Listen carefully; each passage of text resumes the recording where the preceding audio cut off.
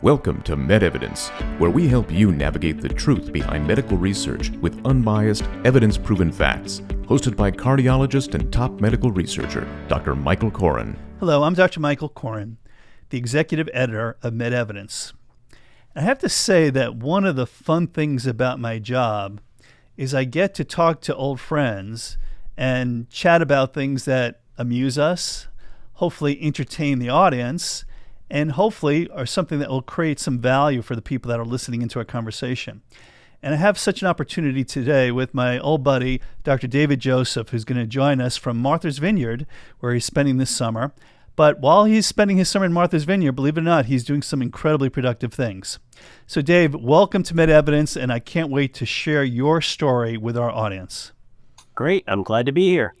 So, Dave and I go back to medical school, and we're actually he's part of a series of these discussions with some of my old medical school classmates, who, by the way, are these incredibly creative and productive and wonderful people that have really fascinating stories. And Dave and I were at our medical school reunion recently, and we found that a lot of people had some neat stories to tell. And part of what we're going to discuss today is what Dave disclosed to me at our recent 40th medical school reunion for Harvard Medical School.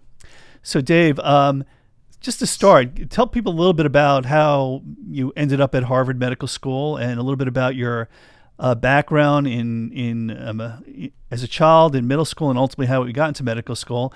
And then we'll talk a little bit more about some of our experiences at Harvard. So I've been entrepreneurial ever since I was a little kid. When I was 9, I managed to convince the local newspaper distributorship to give me a paper route.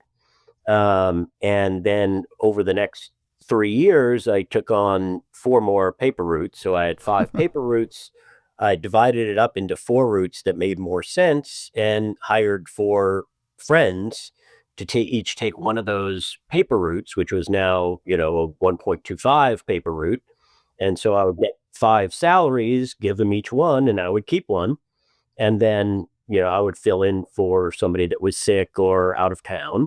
And so the distributorship just absolutely loved this. And then by the time I was 16, I had expanded it to 8 routes divided up between 6 employees, and then I would keep 2 salaries. Wow. I love that. I was doing a lot of other things as well.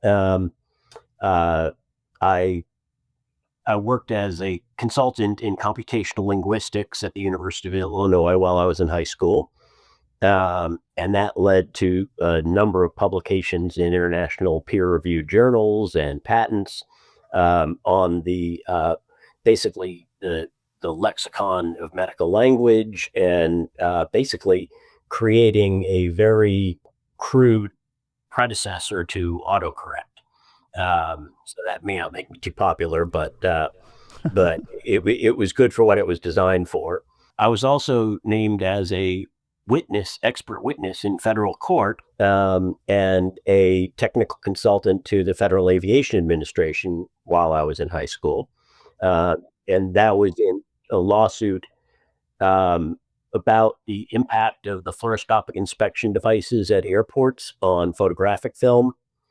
And it turned out that, that was what I did my, junior year, sophomore year science fair project on. And it turned out that this was the only research that anyone had done that was not sponsored by either a film company or the machine manufacturers. So given that it was the only non-biased research out there, the federal court stipulated me as an expert witness.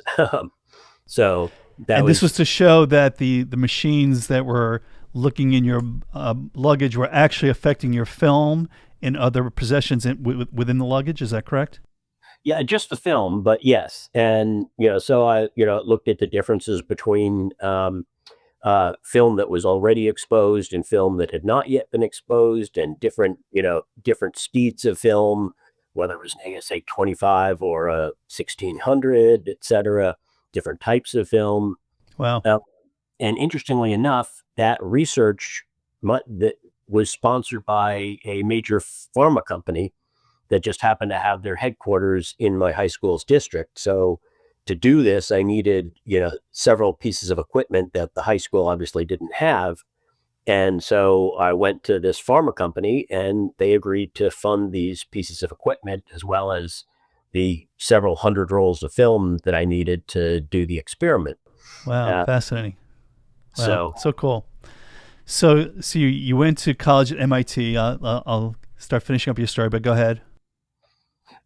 so I went to MIT, and what was interesting was that I'd been an artist during that time as well. I was offered a position at the Art Institute of Chicago's school, but ended up deciding to go to MIT, figuring it was easier to be a scientist and do art on the side than the other way around. So at MIT, the bioengineering unit at Mass General was looking for a senior to do their thesis in their lab. And so I went to them as a freshman and told them why that was a really bad idea, because this person would, take a while to get acclimated to their lab. And then they would do their project, they'd have senioritis, and they just wouldn't get much out of them. Whereas as a freshman, I could, potentially work there for 4 years. And, they said, well, you don't have the engineering classes yet. And I'm like, well, but, what are you looking for? And they're like, well, here's one project that, that we would like somebody to take on, and described it. And I looked at them like they were crazy and just said, well, why couldn't you do this? And they looked at each other and they're like, okay. And what else are you looking for? And they described something else. And I'm like, well, couldn't you just do XYZ? And they're like, okay, you're hired. So while I was at MIT, I had a number of inventions.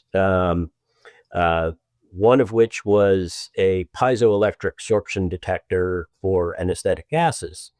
So, while, nowadays most ORs have, gas chromatography that separates out each component of the gas, what we wanted to do was get a portable, rugged, inexpensive monitor that would tell you what's called the MAC, the maximal alveolar concentration of anesthetic. So whatever gases they were using, it would detect the total amount of anesthetic that they were getting. And I played around with different ways to achieve this for probably a few weeks, and thought I had hit on something that actually would work. But it worked for everything except nitrous oxide. But then when I dug deeper, the value for nitrous oxide's MAC had only been measured once before in 1890 and had never been repeated. Really? So I repeated those experiments and discovered, now it falls right on the line where it should. So, I published a correction to the value of the MAC for nitrous oxide, and then that device worked perfectly well with everything, everything being right on the line and totaling up the total amount of anesthesia exposure. And so that was sold to a Swedish company. It never really caught on in the States because, these expensive systems were already in place in a lot of places, but it was used extensively throughout Europe and Africa, and parts of Asia. So that was the first product that I worked on with them, and then worked on, if you remember, the old IVEX and IMEDs, the infusion pumps, they would only alarm once an IV had infiltrated. And so, they would note the pressure and, but by then the vein was blown and you'd have to start a new IV. So I invented an inline pressure sensor that could detect this before it became infiltrated. So just as the pressure was rising, indicating an impending problem, with an occlusion. Yeah. an impending infiltration, and therefore the IV could just be adjusted, and the IV, and you wouldn't have to replace the IV. So that was something that was originally sold to IVAC, but and is well off patent now, so it's in all of the infusion pumps now. And then there was a valve that I invented for ventilators that essentially what is now known as pressure support ventilation was what that valve was doing, even though I had a different name for it. And that was sold to Puritan Bennett. And then And this is all during college. this was all during college. Oh my God. Basically, after solving that first problem that they had somebody working on for quite some time, they basically said, we'll give you, free access to the lab, and we'll pay you a 40-hour-a-week salary. You just have to, agree that that the royalties are split according to the normal thing, which was 33% to the hospital, 33% to the department, and 33% to me or whoever else was involved in the case. And then another one that I developed was a combined adult pediatric ventilator for anesthesia machines. So normally you would have a ventilator with a large capacity for adults, and if you had a child, you'd have to switch out the ventilator to one with a very small bellows, etc. And so I designed a bellows that was basically a large bellow with a small bellow on top of it, and you could just switch back and forth without having to change the ventilator. I don't remember who that one was sold to, but one of the companies in that market. Wow. Well, amazing stuff. So that was what was going on. That was what I was doing. And then, I had planned to go into, bioengineering, thought a little bit about medical school. Then one of the guys that was working in the lab on his PhD thesis, at a dissertation, had spent like 6 years working on this project because someone told him that this would be a really, much needed and great, product to design. Spent 6 years developing this. And then he found out that the guy who suggested it to him was the only one who really cared about this. And he had pretty much wasted 6 years of his life because he didn't have the ability to judge what was clinically significant or not. And so that had me thinking about going to medical school, but I wasn't sure about that. And then there was someone who was also a mechanical engineering student a year ahead of me, and she and I used to study together, do problem sets together, etc. And so she was applying to medical school, and she was bummed about, about not having done as well on her MCATs as she thought she should. And so I was looking through the little booklet that Harvard Medical School puts out, with your application. And I looked through it and I said, well, don't worry about your MCATs. You don't have to give it to them. And she said, well, of course I do. And I'm like, no, it's not a requirement. And she's like, yes, it is. And I said, well, it's not a requirement for admission. And she said, yes, it's right there in the booklet. And I'm like, well, I think you're talking about the section at the bottom of page 26 where it says the MCATs are an entrance requirement for Harvard Medical School. And she's like, yeah. I'm like, doesn't mean you can't apply without them. And like, you're crazy. And she said, well, why don't you apply then? I'm like, well, I won't have a degree. I'm just a junior. And she's like, well, does it say that in there? And I'm flipping through the booklet and I'm like, no, it doesn't. So I'm like, and so she's like, well, then you apply. I'm like, okay. So, I went to the medical school. And if you remember at that time, you had to purchase your application instead of sending in a fee with the application. You actually paid in advance. Right. So I got my application and threw it on my desk and kind of forgot about it. And then, 5-6 weeks later, we're studying for, 2 exams and doing a problem set due the next day. It's like 4 a.m. And she's like, did you turn your application in? And I'm like, what application? She said, the one for Harvard Medical School. I'm like, oh, shoot, no. She's like, okay, go back to your room and get it out. It's due today.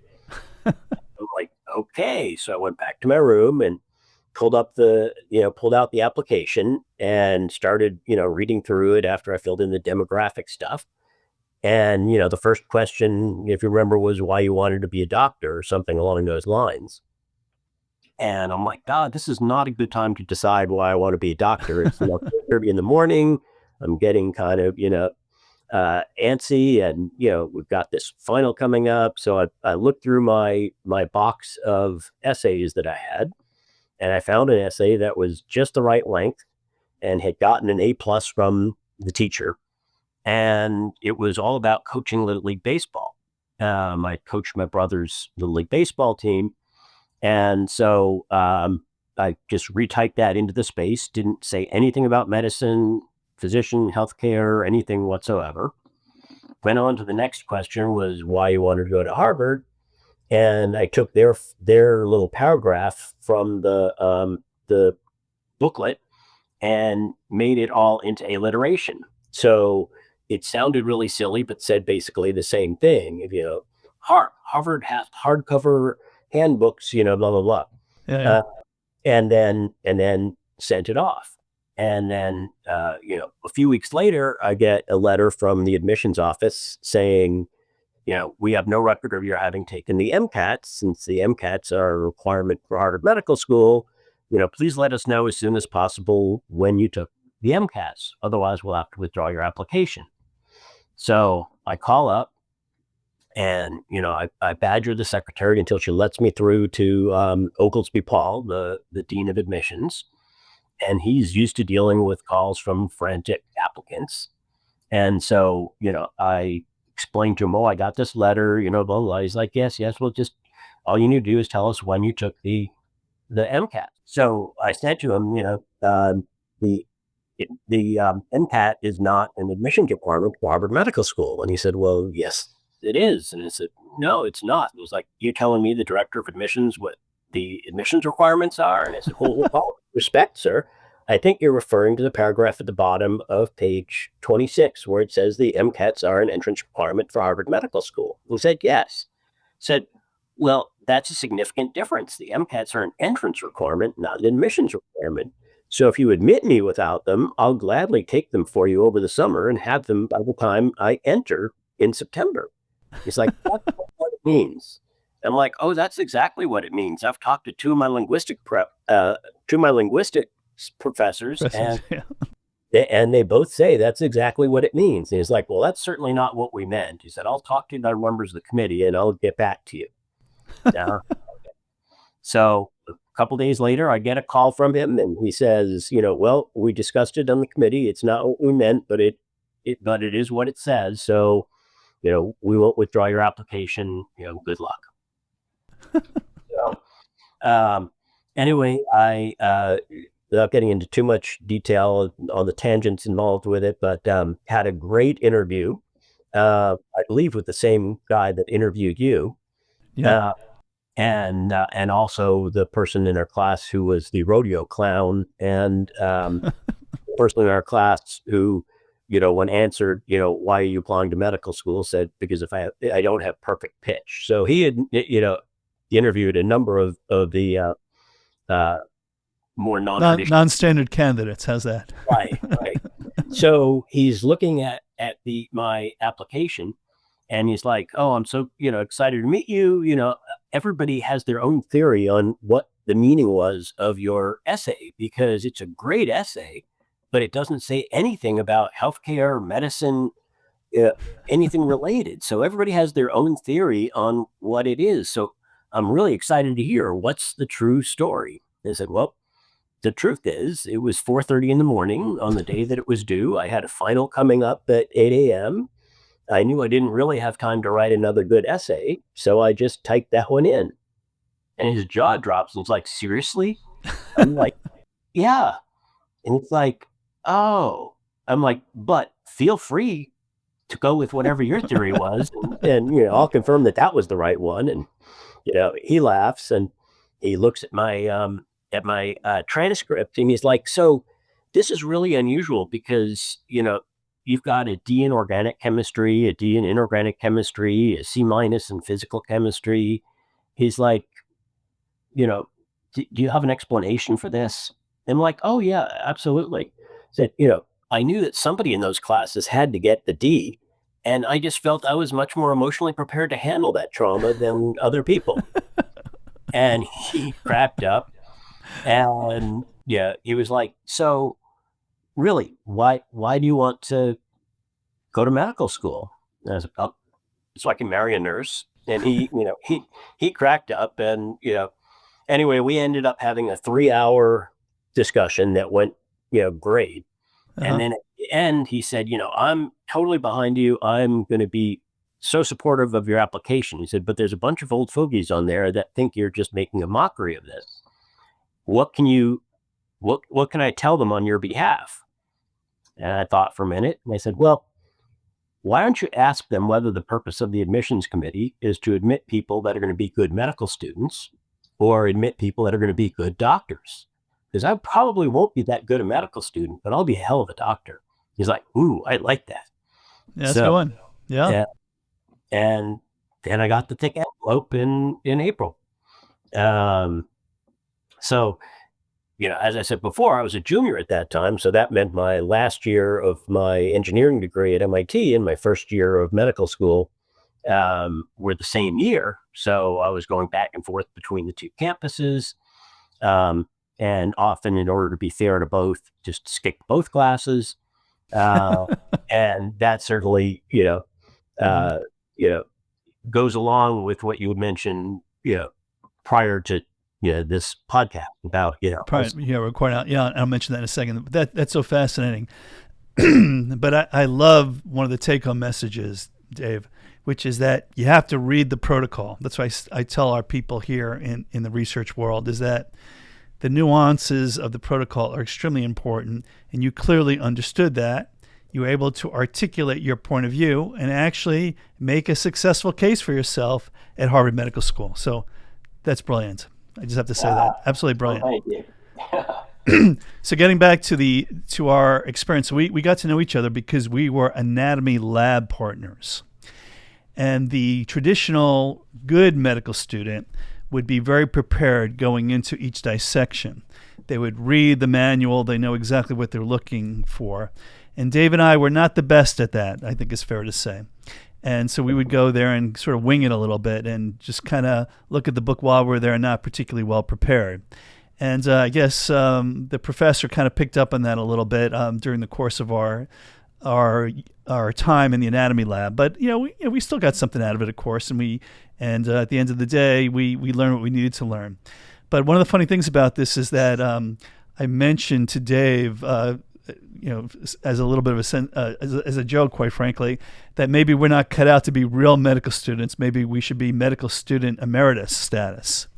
And the funny thing was that the next dissecting class, Dave had a little pin that we put on the lab coats that said, Dave Joseph and Mike Koren, medical student emeritus.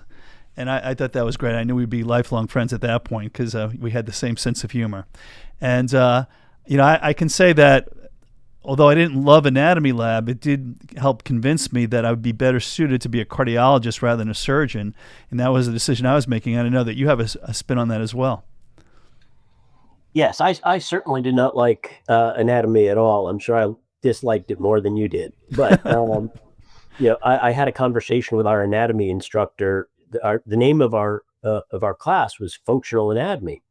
And so, having come from MIT where the professors were very open to, out of the box thinking and things like that, I asked him why do we have Latin names? Why are we using Latin names? Why don't we use, long bone of a leg or, finger bone number 1, number 2, et cetera. And he was just, he turned bright red and was furious that I would even suggest this. Really? Wow.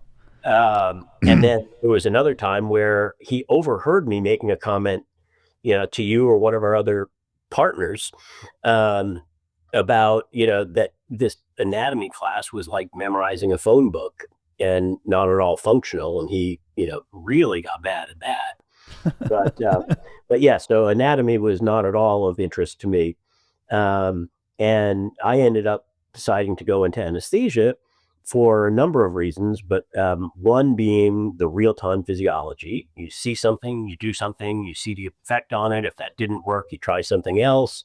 No starting somebody on, on antihypertensive treatment and then waiting a month to see if it's working, et cetera. Just the instant gratification of, oh, if I change this, this will work, as well as the technology involved, and the kind of that ability to work with technology and continue inventing things as well. So interesting. So to segue a little bit, during our recent medical school reunion, you told me a story about your interaction with the healthcare system that turned out to be very, very complex, that I thought was really enlightening to me, and you're kindly sharing it with others now, that I think would be extremely helpful for people to know that it's hard sometimes for a physician, a very knowledgeable physician, to navigate the healthcare system, and maybe little tidbits that will be helpful for the people that are listening to this particular podcast. And also ask you to comment on one of the other things that affected your career when you had an injury, when you were relatively early on in your practice, as I recall, that really had a huge impact on how your career developed over the course of the next decades. So enlighten us a little bit about those two scenarios, if you would. Okay, sure. So in terms of the injury, it was a total ulnar nerve injury at the elbow in my left hand. So I couldn't use a laryngoscope. I couldn't. And you fell. What happened? There's something like you fell at the beach, if I remember correctly, or what happened that caused the injury in the first place? Oh, I slipped on wet rocks. Large wet rocks. It was during the winter, and I had leather shoes on, and we were walking along the lake in Chicago, and slipped, fell and hit my my funny bone, and got that intense paresthesia. And then a few weeks later, I was on a different small island in the Atlantic, and I went and tried to take the milk carton out of the refrigerator, and it just slipped through my hands. I couldn't hold it. And then I started doing other tests and realizing that my ulnar nerve was shot. And so flew back to Arizona, had EMGs done, which showed a total block at the elbow. Had surgery, had an exploratory epineurectomy. They released the sheath, and there was a lot of clotted blood in the sheath of the nerve. So essentially, pressure had built up, and it was an anoxic injury to the nerve. So at first they said this may recover. It may take up to a year to recover. It may not recover. So during that phase, I actually studied mediation negotiation and started up a company that was doing healthcare mediation and negotiation.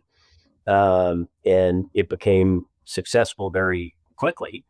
And so I was mediating healthcare disputes, some of them being turf wars between, say, the orthopedic spine surgeons and the neurosurgical spine surgeons and things like that in hospitals, as well as helping groups navigate the managed care world that was just sort of coming into play then, and helping them negotiate those contracts.